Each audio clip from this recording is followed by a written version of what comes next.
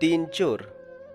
बहुत दिनों की बात है, किसी शहर में रमन, घीसा और राका तीन चोर रहते थे। तीनों को थोड़ा थोड़ा विद्या का ज्ञान था। तीनों चोरों को विद्या का ज्ञान प्राप्त होने के कारण बहुत घमंड था। विद्या द्वारा तीनों चोर शहर में बड़े बड़े लोहे की तिजोरियों को तोड़ दिया करते थे और बैंकों को लूट लिया करते थे। इस तरह तीनों चोरों ने शहर के लोगों की नाक में दम कर रखा था। एक बार तीनों चोरों ने एक बड़े बैंक में डकैती करके सारा माल उड़ा दिया।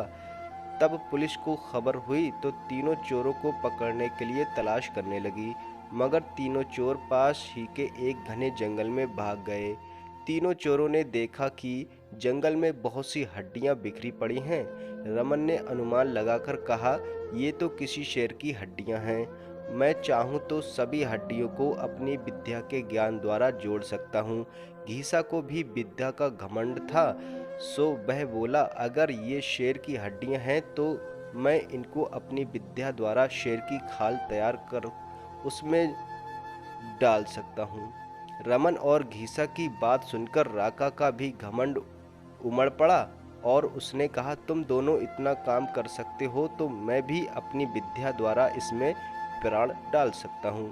तीनों चोर अपनी विद्या का प्रयोग करने लगे। कुछ देर बाद रमन ने सारी हड्डियों को जोड़ दिया और घीसा ने शेर की हूबहू जान डाल दी।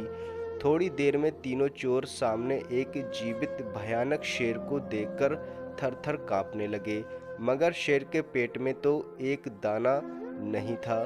वह भूख के मारे गरजता हुआ तीनों चोरों पर हमला कर बैठा और मारकर खा गया। शेर मस्त होकर घने जंगल की ओर चल दिया। दोस्तों, इस कहानी से हमें ये शिक्षा मिलती है कि कभी घमंड नहीं करना चाहिए। घमंडी को हमेशा दुख का ही सामना करना पड़ता है। यदि तीनों चोर अपनी विद्या का घमंड ना करते तो उन्हें जान से हाथ धोना ना पड़ता। हमें अपनी विद्या का प्रयोग सोच समझकर ही करना चाहिए। तो ये थी आज की कहानी। आपको कैसी लगी हमें कमेंट बॉक्स में बताएं। वीडियो अच्छी लगी तो लाइक करें और चैनल को सब्सक्राइब करें। Thanks for watching.